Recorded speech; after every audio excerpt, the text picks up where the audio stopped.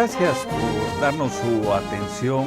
Estamos de nueva cuenta en una emisión más de Oaxaca TV Noticias y tenemos en esta ocasión a un invitado que vamos a hablar acerca de lo que está ocurriendo en la entidad desde el punto de vista político. Noel García Pacheco, que es precisamente el representante ante el Instituto Estatal Electoral de Oaxaca. Bienvenido. Gracias. Bienvenido, Noel.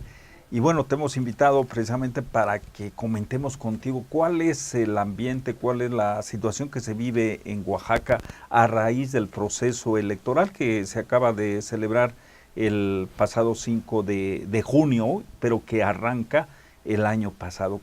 ¿Cuáles son los resultados? ¿Qué ambiente político electoral se da? No únicamente, ahora sí, del aspecto de las urnas, de candidatos. ¿En qué ambiente se da este proceso en Oaxaca, ¿no? ¿Cuál es tu apreciación?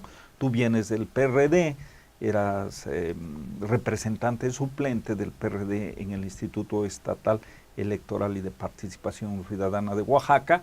Lo dejas por esta situación interna que se da en la disputa por la candidatura con Pepe Toño Estefan Garfias y Benjamín Robles, senador.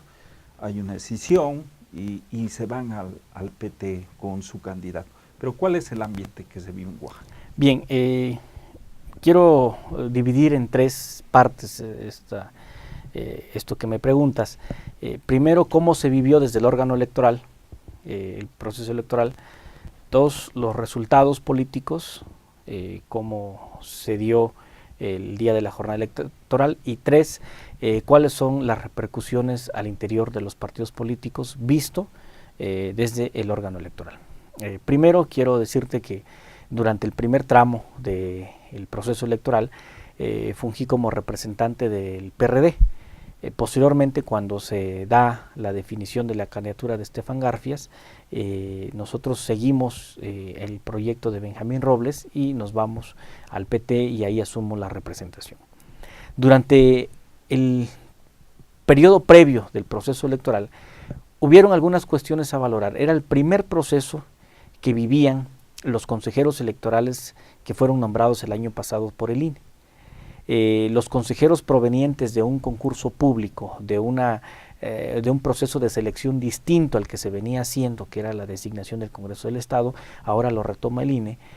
Se decía que eran hombres y mujeres calificados, que habían procedido de algún examen, y que imparciales también. Y que eran imparciales. Por primera vez íbamos a tener un órgano electoral imparciales. Hubieron muchos desaciertos, falta de control en las crisis, falta de comunicación, no socializaban los temas adecuadamente. Sin embargo, al final el resultado salió positivo. Se llevó a cabo la jornada electoral por la disposición de los diversos actores políticos, hay que reconocerlo. Todos los partidos fuimos a un gran acuerdo de ir a comicios civilizados.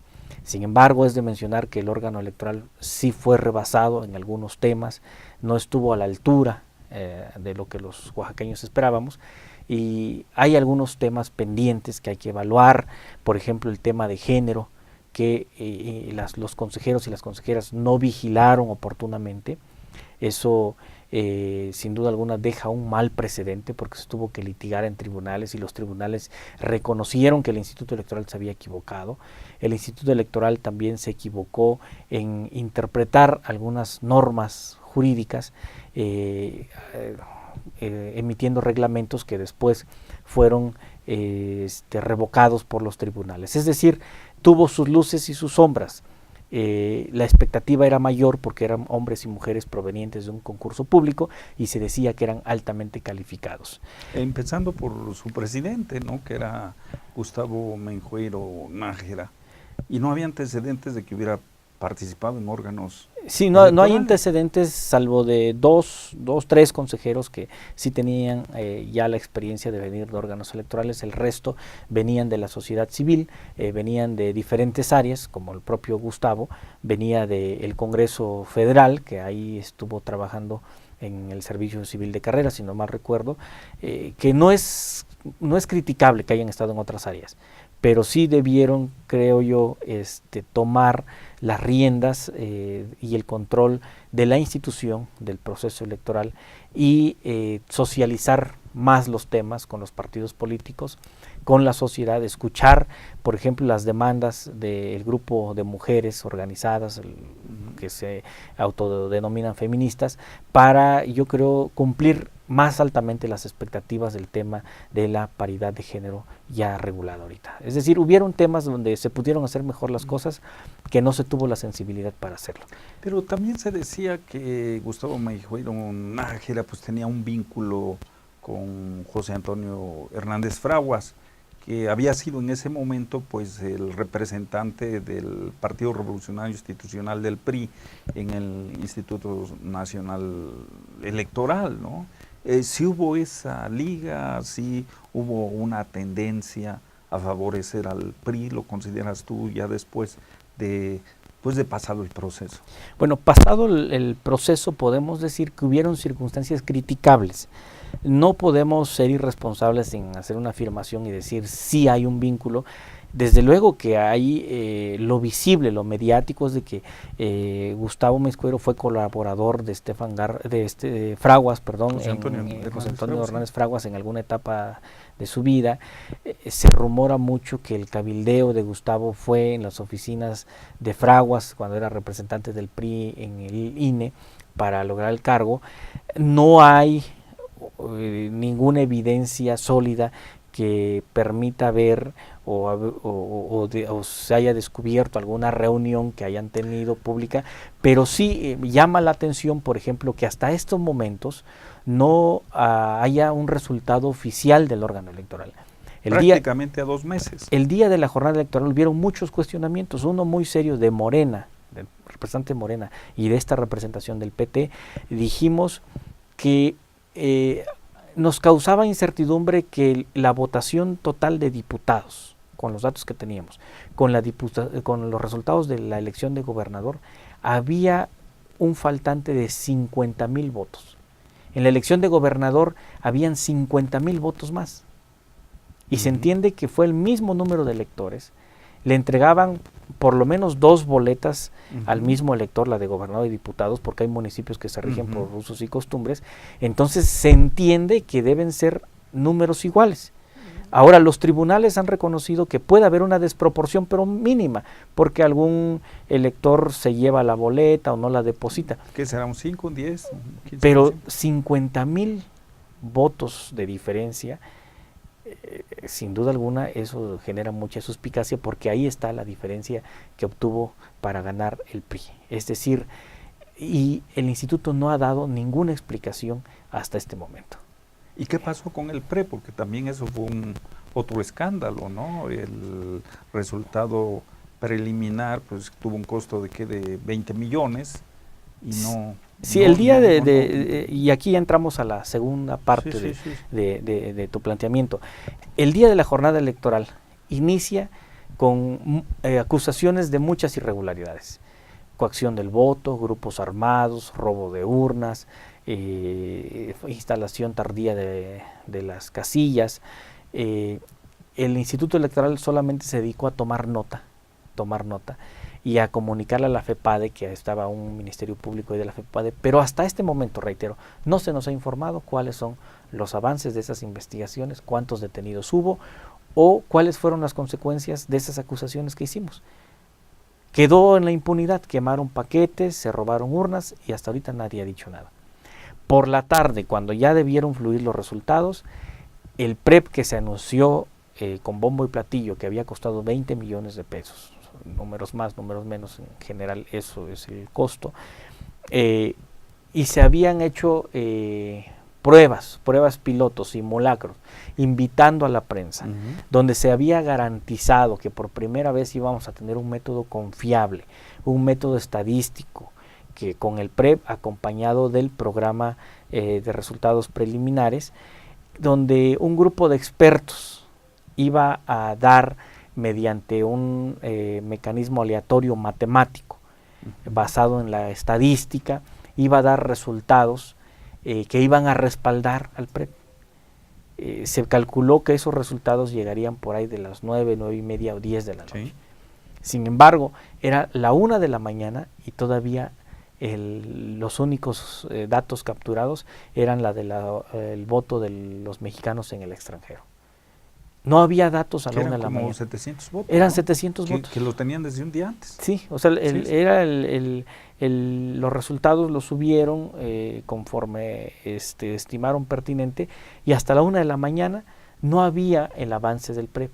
Entonces se empezó a generar suspicacia, porque no había resultados del PREP, pero tampoco había una postura del órgano electoral explicando qué pasaba. O sea, nunca dijeron hay un retraso por una cuestión mecánica, logística, porque se está tardando en escanear las actas. Nunca se dio ninguna explicación. Hasta las 2 de la mañana, en una sesión del órgano electoral, ahí se empezó a explicar que era debido a que no llegaban los paquetes.